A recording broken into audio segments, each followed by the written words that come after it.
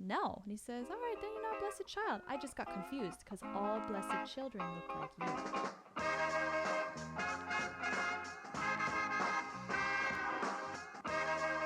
Hey everybody, and welcome back to the Halfie Project podcast. My name is Becky, and sitting here on the couch with me is Cedric Skysetti, and you are in for a treat today because we're going to delve into some weird stuff, a little bit of history, a little bit of religion, a little bit of speculation, a little bit of conspiracy theory.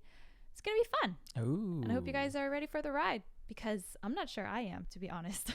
Yo, I'm ready for this. Are man. you? I think so. Okay, I'm really excited to know what you dug up on this. So, today we're going to be talking about something that is known as the Unification Church, if you're looking at it from a religious point of view, or it also has been called the Moonies Cult. So depending on who you are, you might view it as a religious organization or you might view it as a cult. And we're here to kind of break it down a little bit and to bring up a point that may or may not be significant to the Halfie Project. Yeah. Ooh, is that a good teaser? It was. I teased people I'm a little curious bit. what that point is. Yeah, I'm wondering, for you, did you ever encounter much about the Unification Church? I don't know. I mean, here in Korea, I remember my first year here, visiting Seoul. I was living in Daejeon at the time, which is about an hour, maybe 2 hours south of Seoul. I was visiting one weekend. I remember getting stopped on the street by, it was two girls. Yeah. And, you know, I could tell that me and my friends, we were a target because we were foreigners, and they were Korean girls, actually, that spoke English. And they were just waiting to, I don't know, attack is not the right word, but they you were can see them watching you. Yeah, they were waiting to approach, and I'm naturally just when anyone approaches me, I naturally have a guard up in terms of like, oh, they're trying to sell me something. I usually just don't like that. You know what I mean? Personal preference. And so, I was already closed off, but then, they started talking, and they didn't bring up any like anything to do with church or religion. I forget what they were saying, but I remember they were being very friendly and super smiley. And me being a super nice guy, I'm like, okay, fine, I'll smile back. Okay. And after about, I don't know, maybe 30 seconds, I'm like, I realized what it was. And so I kind of broke. What was it? Well, they were trying to invite us to some sort of gathering. Yeah. Yeah, and that's all it was. And I was like, we're good. And then they were still very pushy, but super friendly. Right. So from what I remember, we just politely said, no, we're cool. And then we just went on our way. Whether or not it's Unification Church, I don't think you can say up front because actually in Korea, and we're not going to get into that topic overall, but Korea has been rife with religious outcroppings and odd branches spouting specifically from kind of a weird blend of like Christianity, sometimes Confucianism, sometimes Buddhism, sometimes just outright nothing that's biblically sound. Let's put it in that perspective. I think a lot of religions or cults, I'm hesitant to use the word cult because, I can't really specifically say myself, having not done the research, but Korea has seemed to have a lot of those kind of like odd one-offs, and it's recently come into the news. Some of you might have heard of Shincheonji. Shincheonji was really popular. Again, I don't know about popular, let's say infamous at this point, infamous cult that really caused, it was a super spreader, basically, of the virus in February or 28th, was it March, February right? 28th. February. So 26th or 28th, yeah. Korea has kind of this weird history with these shadowy religious groups that seem to have their fingers in a lot of weird things. Now, the Unification Church is probably the most well-known of those religious outcroppings that have sprouted from Korea. And maybe some people who are listening to this actually might not realize that it came from Korea in the first place because it was so prevalent in the United States starting in the 60s and 70s. Right. Now, before we get into that, let's kind of just give a basic overview of what is the Unification Church, what do they believe, who runs this, and just kind of like Unification Church 101. Right. And we're going to try to do our best because, in fact, I really had a hard time finding a lot of data on the church. And even today, they still don't know the exact number of members worldwide. Right. I think it's loosely monitored, I guess. Yeah. But anyway, let's talk a little bit about what is Unification Church and what have they historically stood for. Sounds good. Okay. Do you want to start?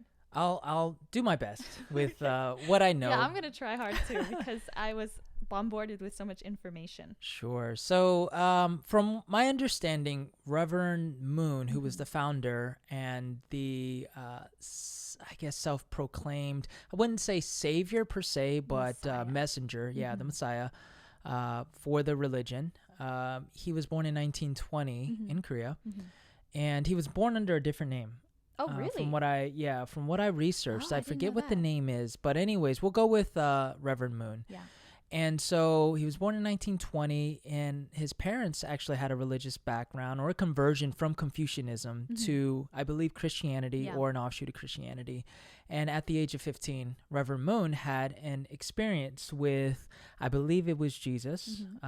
Again, there's different information out there, so I'm trying to stick to very basic, probably factual. I believe this is factual. So he had an experience with Jesus, and after that experience, he, I guess, felt this call to go out and to be a missionary and to unify the world and bring world peace. And that didn't really translate until probably, I don't know, a decade or two later.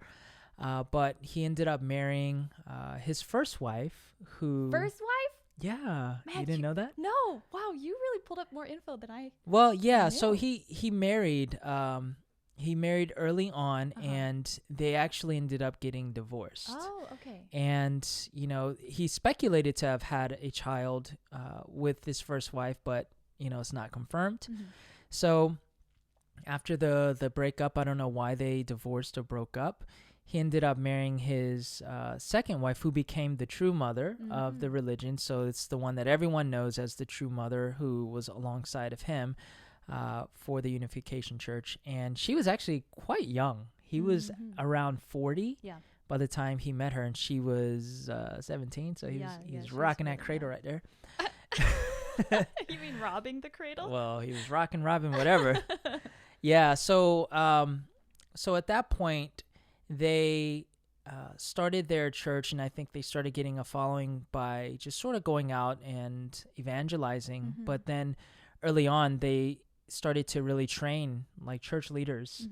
And I believe a couple decades after, probably in the 60s or 70s, he also developed a school, a training school. So I'll sort of stop it there because I don't want to... That's a good overview. Yeah, I don't want to put out information that may not be factual or confirmed. Well, the thing is, I think it's really hard to say when it comes to Unification Church, and specifically when it comes to the Moon family. I think it's very difficult to nail down exact facts specifically about the founder's background, which I actually find to be relatively true about self-proclaimed messiahs or religious like gods, because the background might be very common, but they try to hide the facts in the past. And it's very interesting you bring up that first divorce, because I actually didn't find anything about that. And we're not just trying to get into sordid gossip affairs here, because this is actually very prevalent to what the Moon family, Reverend Moon, preaches and what is actually central to the Unification Church beliefs. So let me I'll just fill in the holes. That was a great overview. So Reverend Moon, well, at the time before he was proclaimed reverend, he was he had this vision when he was very young, and actually they were still in North Korea. This was before the ending of the war or the armistice. So his family was in North Korea at the time, actually, and so he started then preaching, this vision, and what he believed he had heard in the vision is that God had not finished his work on earth, that Jesus actually died and left before he completed his work. What was supposed to be the completion of the work? For Jesus to get married and make a perfect family. So I guess when he was on the cross and he said it is finished, he didn't really mean that. I guess not. So he was supposed to get married and have a family, and that the whole purpose of this religion is to make the perfect family. And by doing that, you can have love and this true joy in this family that God has created or meant to be on earth. And so this is how you're supposed to proliferate this perfect family. And then that's the way you're supposed to spread perfect peace. Sure. By having this perfect sin-free family. So he was excommunicated for heresy for talking about this. And then he was also somehow ended up in a work camp in North Korea for like 5 years that I read in some articles. And so he started developing this mindset of anti-communism. And he was even stating things like communism were Satan's representatives, like communists. So you can see there's a not clear line between his political views and his religious views. Yeah. So this will come into play later on. So while this was happening, he eventually got to South Korea I believe in the 50s. And it was in 1954, they founded the church in Busan. That's where it first began, in Busan.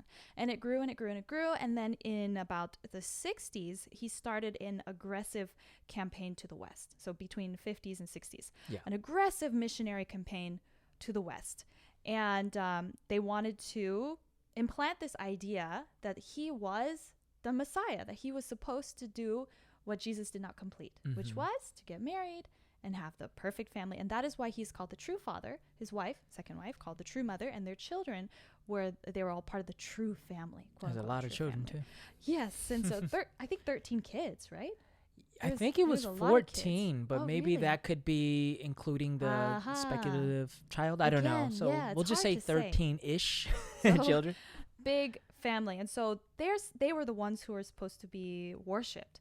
And this was supposed to be the ideal. You're supposed to get married, and then your children would be born inside the church, sinless, therefore called blessed children. And then you continue and continue and continue. This is why the marriage ceremonies, that's probably the most identifying factor of the Unification Church, are these mass weddings. And that's very important and central to this religion. Yeah. So when it spread into the West, think about the time era, 1960s and 70s. I mean, what was it like in the U.S. at that time? Everyone was into cults. Yeah, that's when cults were really rising up. Right. I think a lot of it was because of the cultural climate at the time in the West, especially in America. Yeah. You had just war after war. I mean, you just couldn't really get a break, World War II, Korean War, Vietnam. And so I think a big part of that is the cults rising up is just sort of maybe a righteous rebellion, I guess, against the things that were happening in the world. Free love concept, right? Yeah. And because there was a lot of violence, a lot of hatred, a lot of political unrest. And so I think it was just a natural safe haven for a lot of people to fall into. Yeah. I think, so I'd read this article about somebody who had left the church, and he was saying, if you think about it, his parents who joined the church in the 60s and 70s, they were actually the radical ones comparatively to the culture at the time. The culture at the time was free love, stick it to the man, fight the system and the machine, right? And the parents in the 50s were super ultra conservative. But then the 60s kids and the 70s kids were like, do what you want, hippies, drugs, free love. But the people who were trying to find that community that these cults were offering, that you saw many times. But the thing with this church is they were offering that sense of community and that tight bondness that they couldn't find elsewhere without the drugs, without the free love. And so you could keep, quote unquote, your sense of morality while having that sense of community. So that was kind of the drawing factor. So it grew very rapidly in the United States in like the 60s and 70s. And then it was in 1982 when Reverend Moon was arrested for tax evasion. Yeah. This is where things were then brought to the light, right? What was actually going on inside this perfect family. Do you want to take it from there? Yeah. And, from my understanding, the cult following still grew. It was still popular and mass weddings were still happening, which was a big part of it. Yeah. But there started to become, there was more, I guess, publicity or attention on what was going on, but also there was a discrepancy between, I guess, what some of the people on the outside and even on the inside were seeing versus what they were taught or being brainwashed, if I can use that terminology. And I don't say that in a judgmental way, because I can understand from a personal standpoint how that works when you're in a system where you're being fed constantly one thing, but you're also seeing maybe something else, but you're so, I guess brainwashed is the best way to put it. Maybe you're also emotionally invested. You're emotionally invested, but also you're just constantly getting told this narrative, and what you're seeing is contradicting the narrative. But because not only you, but there's so many other people with you, it's easy to just like convince yourself and lie to yourself and say, you know what, it's that's not really true. What's going on behind closed doors? Because there was a lot of stuff that was happening. Like the true family that's supposed to be the perfect family, they had some issues, especially with some of the kids. And these issues did not reflect what they preached about what it means to be pure, holy, and even perfect, from that standpoint. And I don't know if we want to go into that. But we can just, I think, mention it. Sure. But that is important to point out, that this was then kind of causing people to recognize some discrepancies and like, hang on a second, this is a bit hypocritical, isn't it? Yeah. So you'll notice that when you watch interviews or read articles with ex-cult members, that's usually what they say. Mostly not that maybe something bad happened to them personally, but just they recognize like what they're preaching, that's not how they're living. And I guess they couldn't, accept that. And so this kind of came to a head, I would say, in the 80s. And then there was this expose by Reverend Moon's daughter-in-law in 98, I believe. And she just laid all the dirty laundry out there. Yeah. Did you actually watch? I saw her interview. I saw a bit of her interview. Yeah. But I saw it too. I didn't watch too much of it. Very insightful. Yeah. And so this is kind of where you could see the church was really suffering quite a lot of bad publicity. Something I'd like to point out is that the Unification Church was not just like a regular church. I mean, it was a religious organization for sure, but they definitely dabbled in politics. They had a lot of close conservative friends. Apparently, they kept personal relationships with every Republican president since Reagan. Oh, wow. I mean, they were very, very tight. Again, a lot of this is like, is this conspiracy theory or what? Right. But this is what I was finding. Sure. Yeah. And even during the whole Watergate scandal with President Nixon at the time, I think what gave the Moonies a very big boost in a positive light for them, or tipping in their favor, was when President Moon openly supported President Nixon throughout that whole scandal. That's right. And Nixon sort of, he openly thanked Reverend Moon and the church. And so the church was, at that point, I think, became more politically invested in, just people and presidents and things like that.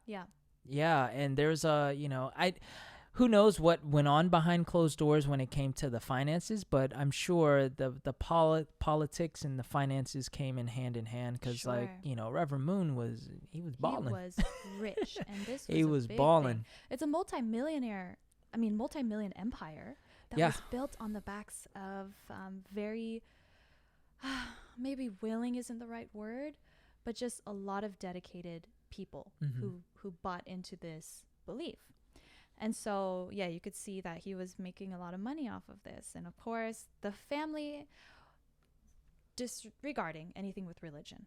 If you have a lot of money and everyone is telling you that you can do what you want and you're perfect, I have no doubt that something can go awry very easily there. So we won't go too much into what actually happened with the family, and you can look at the expose yourself online. I will mention, of course, whenever you're doing research that is rife with weird conspiracy theories or, people arguing back and forth about what's true or what's not, just be very cautious about the things that you study and read. But now, moving on a little bit from that, why did we want to talk about the Unification Church? So today, the Unification Church is still active, and it is actually worldwide. their hope is to have world unification peace. So as you can imagine, Reverend Moon, before he passed, was very active in having international things happening, international federations. He even formed foundations in schools, and it was always international. We want world peace. And so we mentioned earlier the marriage ceremony, right? Or let's call it the blessing. That's what they call it, the blessing. And this is when Reverend Moon, or supposedly Reverend Moon himself, matched young couples within the church, because you want them to be blessed and their children to be sinless. Matched young couples and said that they were led by God to be married to each other.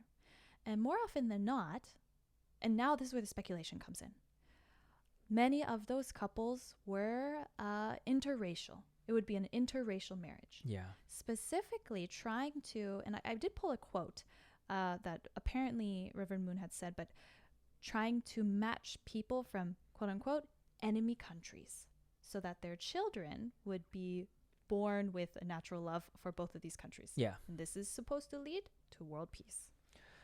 Yeah, I could see in the most basic elementary logic how that would maybe in a twisted world make sense. But yeah, that's very true. And I've seen, just looking up videos, if you guys have time, just look up videos of these mass weddings. There's lots of footage out there on YouTube, especially. A lot of them are actually from maybe the 90s up to some more recent times. 2020. There's one in February. Oh, snap. February 2020. It happened here in Korea in Gapyeong. Oh, okay. This was right before the Shincheonji coronavirus outbreak.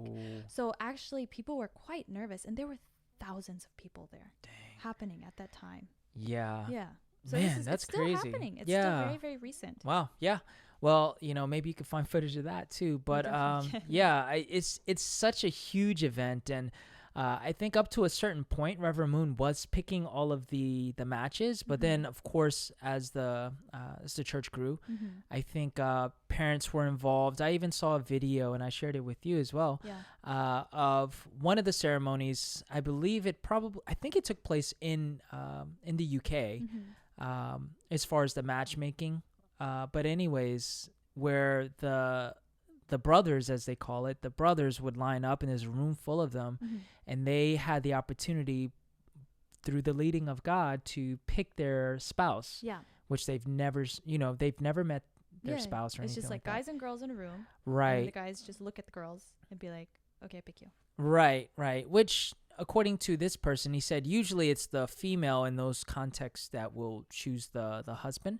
Again, not sure, just going off of what this guy said, and it's very interesting because, again, he goes to someone who, he's from the UK, he's just a white male, and then he picks a person from Japan. Yeah, so just to echo what you said, and yeah, it's just interesting to see their interaction because they don't know each other, they can barely speak to each other because of language differences, and that's quite the norm. Apparently that's very, very common, that people who are matched like this often or not end up with someone who not only have they never met before, they don't know their families, but sometimes they don't even speak the same language. Sometimes they don't have a common language, from totally different countries and backgrounds. And this is, so again, we're getting into a little bit more speculation because I was trying to find some hard statistics and data that would say like, this many people from this country married this many people from that country. Like I thought that they would have more data on this, but maybe they do, and it's just not public. And but I would find many articles, especially written in Korean, where they were saying like, we've got a mixed kid issue going on because of the Unification Church. That the Unification Church is matching people from different countries, hoping that their children, will help spread the religion more. But in fact, it kind of puts these kids in a bit of an awkward place. Now, again, total speculation. And I can't really say for fact that this is the hard facts. But when I was looking up articles, there would be titled things like a church that encourages mixed race marriages for world peace, or people who talk about their parents and how they're interracial. Now, the odd thing is, as Reverend Moon was trying to promote these interracial marriages and mixed kids, his own family was always kept within Korean marriages. That is interesting. Right. Yeah, I didn't even think about that. I know I'd read this on a comment on one article where it's like, no, they matched him with also a white person, but I couldn't find anything, and I saw that the immediate true family was all Korean. Just pure Korean, right? So it's kind of strange where you see this happening. I guess you could call it hypocrisy. And even some white supremacist groups really hated Reverend Moon and the Unification Church for promoting quote unquote racial mongrelization. So if that was also a public outcry, you can kind of see, maybe there really was that interracial marriages happening at a wide scale in the Unification Church. And if you think about it, if that is true, then the Unification Church is a very interesting area to study mixed marriages. Sure. On many different levels. Like, how do couples who don't speak the same language get on? Is the divorce rate higher? Is it because church or a religious factor? Or can people actually overcome these cultural, ethnic, language barriers and still be in happy marriages, right? Right. It would be very, very fascinating to know if that kind of information exists, right? Right. Very true. Yeah. Yeah, but I guess the question of the day is, will it really solve world peace, or will it really bring a true unification? Yeah. I get it as far as the idea of it, but there's so many factors, and I'm just wondering, me personally, like, does it overall do more harm to pair couples and to have these mixed kids born into these sort of relationships versus help? Because we did a podcast a couple of months back talking about mixed children, and will it end racism? Yeah, will it end racism? Yeah. And so this is sort of going back to that conversation. But I can't help but to wonder if those family situations or dynamics, or just really those kids, if they grow up just more open to other cultures, or are they growing up a little bit more, I don't know, closed off? Like, I wonder what the end result is, it's on hard that to scale. say. It's so layered, because you have like this religious factor happening, which is huge, which is their life. That's enormous. It's their life, right? Yeah. And then also like this mindset of like, I'm a blessed, sinless child because I was born in this true relationship. Yeah. So you have like this concept going on, but it was actually something that crossed my mind as well, because I was thinking, I mean, that's quite a lot of pressure to put on your own kid, to be like, oh, thanks, for you, these families, these parents from two countries that hate each other, politically speaking, but we were matched together by God to create you, and now you will bring world peace. It's a bit of a burden, honestly, if it's not so explicitly said. Now, I wanted to bring this little anecdote that happened to me. I think I may have told you some time ago, but I was actually walking around the streets here in Korea, and some guy whom I'd never met before in my life, wasn't Korean, he approached me on the street and he said, "Hey, blessed child." And that was the first time I'd ever heard that before. This, mind you, was only last year, I think. Yeah. And I was like, yeah, I'm blessed, but who do you think you're blessing me by, right? And he was just like, oh, if you don't know, you don't know. And I said, why didn't you explain to me? And I'll tell you if I know or not. And he said, all right, look, are you from the Unification Church or not? And I was like, no. And he says, all right, then you're not a blessed child. I just got confused because all blessed children look like you. Yeah. And I would have got offended. That was an odd statement to make. Don't you think it's a little strange thing to say? Yeah. Like, to come across someone who's mixed Korean. Like, he said he knew I was mixed Korean right away. But it wasn't that, hey, you're mixed Korean. The first thing that he associated was, you're a kid in the Moonies. Yeah. You're a product of. It's a very strange correlation. And so that really had me thinking how common it must be to immediately associate mixed Korean to Unification Church kid.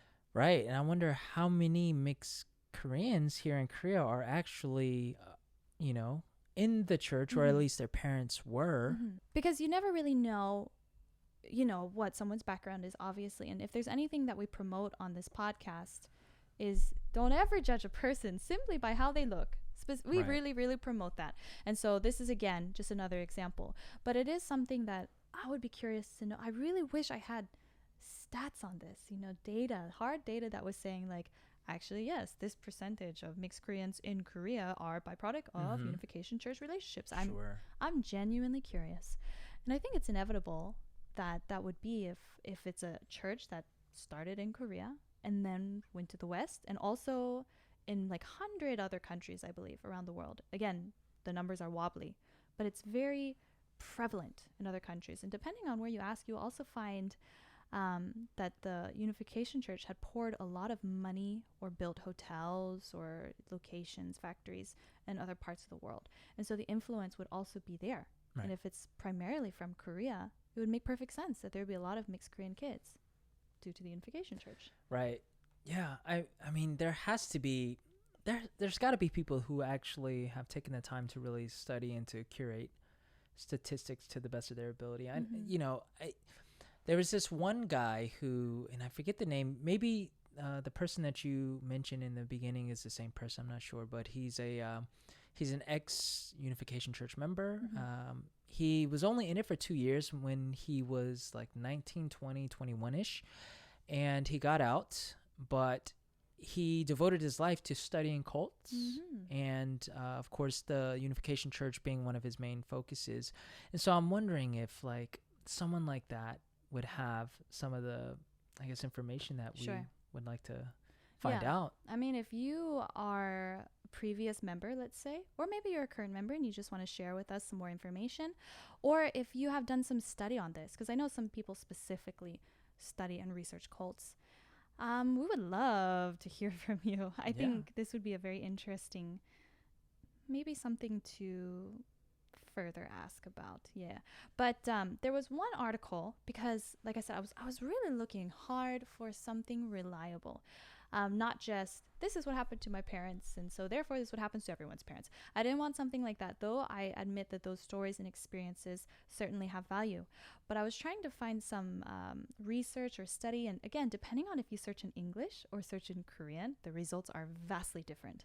If I look in English, I cannot find anything that says Mixed Korean Kids, Unification Church, anything along those taglines. But if you search it in Korean, like 혼혈 통일교회, right away it will come up. Very, very fascinating. But I did find one article in English, and this is from Yonsei University. They released this article in 2012. It's called At the Cross-Section of Gender and Nation, Japanese Wives of the Unification Church in South Korea. And I'm not going to read through the whole thing, but in short, they had researched and kind of kept track of the women coming from Japan into Korea to get married to Korean men within the Unification Church, and recognizing the discrepancy between how the women were treated versus how the Korean men were treated. And so they said it was like a hugely high percentage of Japanese immigrant women were within the church, as opposed to from other neighboring nations. Okay. So some of them would come because of immigration, some people would come because of school, but primarily from Japan, these women were coming from the church. I don't know exactly how that connection happens, and the article does go into more of that. And so then they were saying how the Japanese women were required to do extensive language courses, learn how to cook Korean food, and have to take classes on culture and ritual, all these things, kind of packaging and training them to be okay with living in Korea. Right. When the Korean men, the husbands, and this is through the church, were required to take a 3-day course about Japanese culture and etiquette. Right.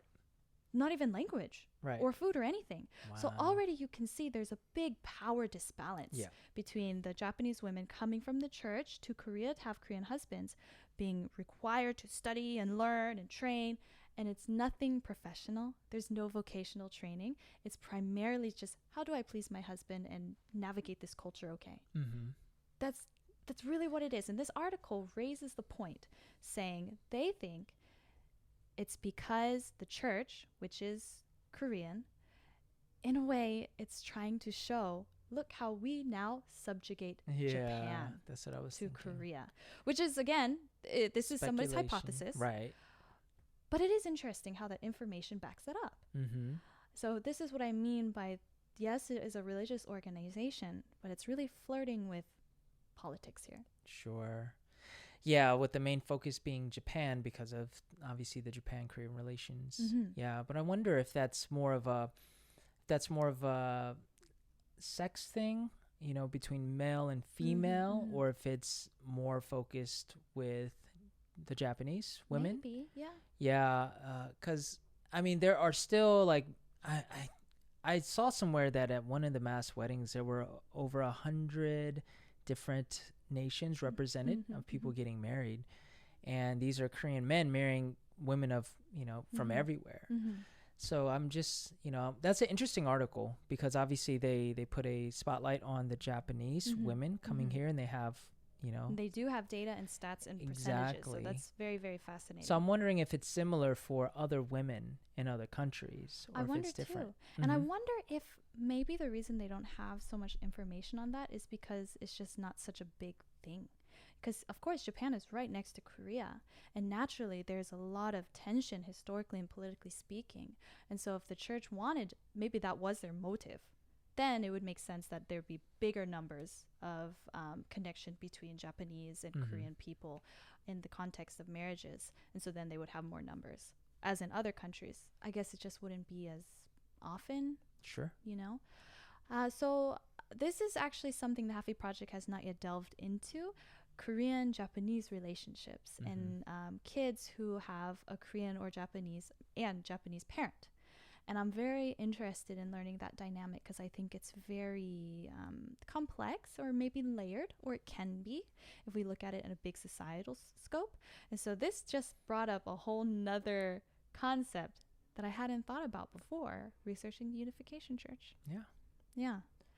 So is there anything else that you wanted to add on this? Man, as always, there's always so much, because when we get to talking, it's like, okay, now I'm thinking of this, and but I think that's a good. Well, it's a good stopping place, I guess, Yeah. because with the focus of being the weddings and the product of the weddings and the mixed kids, I Mhm. think we'll leave it there. I think. Because we're not cult experts. We're No. not experts on this church either. No, though I've had an interest in it because Mhm. of my personal background. I wasn't in a cult or anything like that, but I've had some experiences that had a leaning that way. Mhm.